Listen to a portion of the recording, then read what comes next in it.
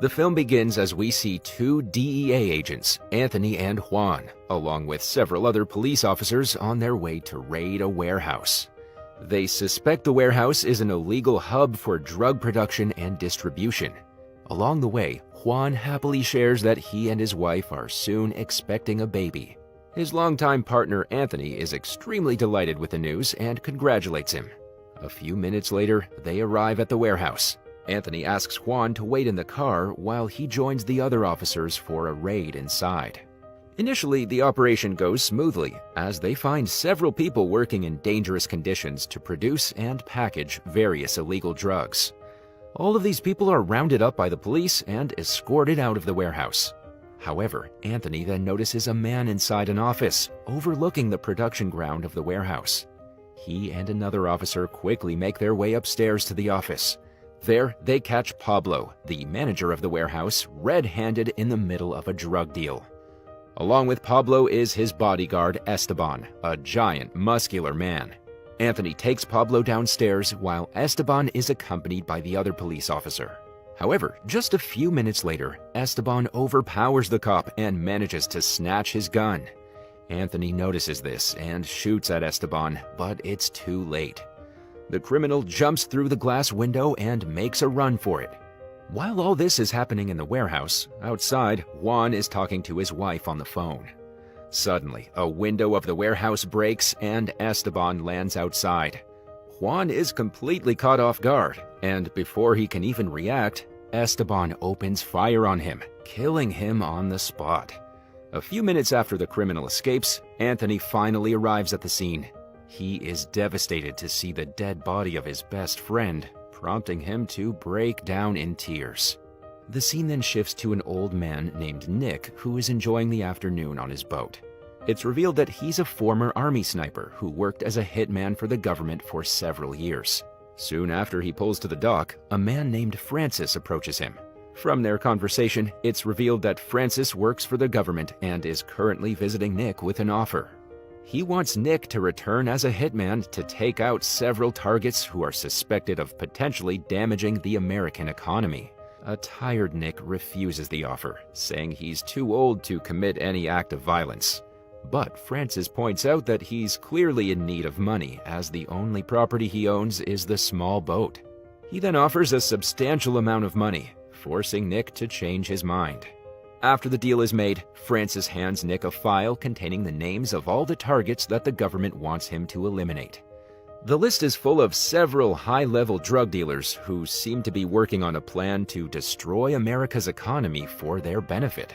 At the headquarters of the Drug Enforcement Administration, or DEA, Anthony and his boss enter the interrogation room to question Pablo.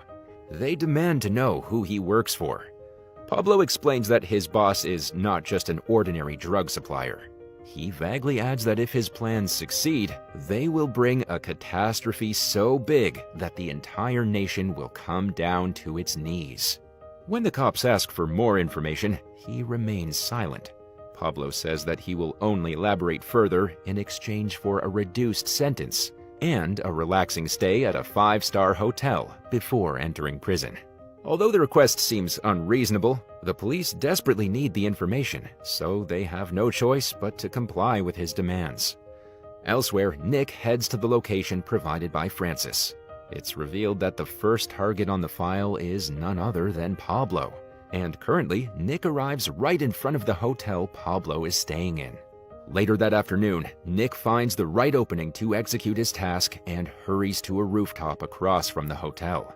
He carries his favorite sniper rifle in a golf bag and makes it to the top for a clear view. Shortly afterwards, Anthony arrives at the hotel to pick up Pablo and take him back to jail. He handcuffs the dealer and escorts him downstairs to a security vehicle. However, just as Pablo's about to get into the vehicle, Nick gets a clear aim and shoots a bullet right between his eyes. In a matter of seconds, the dealer drops dead, taking Anthony by complete surprise. He tries to find the location of the shooter, but Nick has already fled the scene. A few days later at the DEA headquarters, Anthony has a meeting with his boss and other members of the agency. The chief has received vital information from his spies. It's suspected that Pablo was simply a small part of a larger network that's involved in nationwide drug distribution. Furthermore, the spy reveals that some members of the network are staying in a popular hotel in the same town. With this new information, Anthony sets up his men around the hotel and begins keeping an eye on several drug dealers 24/7. But it quickly becomes apparent that without listening to what the dealers are talking about, they will not be able to gather any substantial information. Hence, Anthony grabs a small microphone and decides to get into the hotel. However, upon his arrival, Anthony is denied entry to the inner VIP headquarters where the dealers are currently staying. As he grabs a chair at a nearby restaurant, Anthony notices a female chef and decides that she might be able to help him. Hours later, when the chef is returning home, Anthony approaches her. He immediately introduces himself as a police officer who simply wants to talk momentarily. Fortunately, the chef agrees to have a chat and introduces herself as Mina. Following this, Anthony tells her about the several drug dealers that are staying in her hotel and how he needs her help to get closer to them. All she needs to do is to take a tape recorder and place it in the VIP room where she works.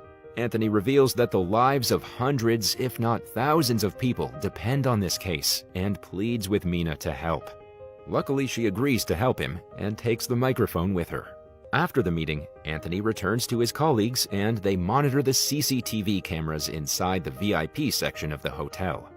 Through the cameras, they observe that Mina successfully has planted the recording device underneath a table.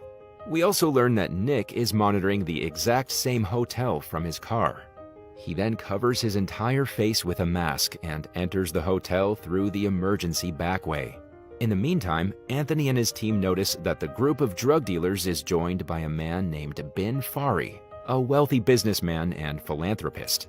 As Anthony listens in, Bin Fari greets a scientist named Fernando. Apparently, he had paid huge amounts of money to Fernando to make a super sophisticated device that is connected to the local communications network. But just as they're talking, Fernando invites Bin Fari to the next room for a trial of his invention. A frustrated Anthony watches on as they lose the audio when the group of drug dealers move to the next room. It is then revealed that Fernando has invented a remote device whose control is placed inside a mobile. With the press of a button, the device can switch off the electricity connection from an entire section of a city. Bin Fari plans to use this to cripple the electrical grid of the entire nation, collapsing its economy. Just as they're engrossed in discussing their plans, Nick enters the VIP section with a face mask and a gun with a silencer. He immediately opens fire on the drug dealers and their security guards, killing several men. However, Bin Fari and Fernando manage to escape as their men engage Nick in a gunfight. Anthony also arrives there shortly after, only to find several dead bodies lying on the floor. He also comes face to face with a masked Nick. But before he can ask anything, the veteran Nick throws a stun grenade, leaving him dazed. By the time Anthony regains his senses, the masked figure is nowhere to be found. A few days later, Bin Fari attends a party organized by his niece, Rashida. Several high-profile guests are present on the scene. Anthony also manages to sneak in and immediately charms his way into a conversation with Rashida. After a brief chat, he asks her where her uncle might be at the moment. Unbeknownst to him, Bin Fari is curiously watching him through the CCTV camera. Anthony's cover is soon blown as Esteban recognizes him from the earlier encounter. Realizing that he's a cop, an enraged Bin Fari orders his men to murder Anthony and anyone else who knows about his plan. Meanwhile, Anthony notices Nick at the party and remembers the confrontation they had at the hotel a few days earlier. Although he had not seen the face of the man, Anthony recognizes his posture and size. But before he can get to Nick, the old man gets away from there. Fortunately, Mina also arrives at the party and offers Anthony a ride in her car. But despite their best efforts to catch him, the old man keeps getting away. Refusing to give up on the mysterious man, Anthony comes back to the place where he lost sight of Nick the next day. After several hours of fruitless waiting, he suddenly notices his car pass. He swiftly follows the old man in his vehicle and stops it a few kilometers away. Anthony asks for his license, and the old man casually hands it over. In a surprising twist of events, Nick is revealed to be Anthony's father who had abandoned him as a child. Following this, Nick invites Anthony to his boathouse and the duo travels to the dockside. There, Anthony pours his heart out and asks his father why he left home after his wife passed away. Nick explains that he was a government-hired assassin and he decided to leave Anthony for his own safety. He didn't want to do it, but he had no other choice as well. As Anthony is a DEA agent himself, he understands his father's perspective. Nick then reveals that the mission he's currently on is the same one that Anthony is undertaking. After a long conversation between the father and son, they both head back to work. Before leaving, Nick gives his son a cell phone so they can communicate. Not long afterwards, while returning to work, Bin Fari's men ambush Anthony and take him away to an undisclosed location. There, Bin Fari questions him about who killed his men at the hotel a few days ago. Anthony casually replies that it was the doing of his biological father. Seeing his fearless demeanor, Bin Fari orders his men to beat him up. Meanwhile, Nick makes his way to where his son is held captive. It turns out that he had placed a GPS tracker in the phone that he had given Anthony. He soon reaches the location and begins attacking Bin Fari's men one by one. Using his past military experience, he manages to kill several of his men. However, both Bin Fari and Fernando slip away from his grasp once more. The father-son duo then make their way to Nick's boat. Shortly after Nick's attack, the police arrive at the scene and discover equipment that was to be used to cut the electric supply from a large chunk of the nation. Back at the boat, Anthony receives a distressing call from Mina. It turns out that she had been kidnapped by Esteban. The big man threatens Anthony to arrive at a specified location as soon as possible if he wants to see Mina alive. After the call ends, Anthony looks horrified as an innocent woman has been kidnapped because of him.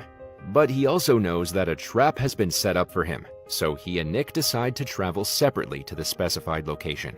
After they reach the place, Anthony enters the building where Mina is being held hostage all alone.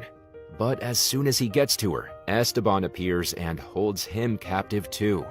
It's revealed that the big bodyguard knows that Bin Fari's men were killed by his father, so he plans to use Anthony as bait to draw out Nick. However, Nick is already inside the building, as he had traveled closely behind Anthony. The old man surprises Esteban and shoots him in the foot. After freeing both Mina and his son, Nick then forces Esteban to take them to Bin Fari's hideout.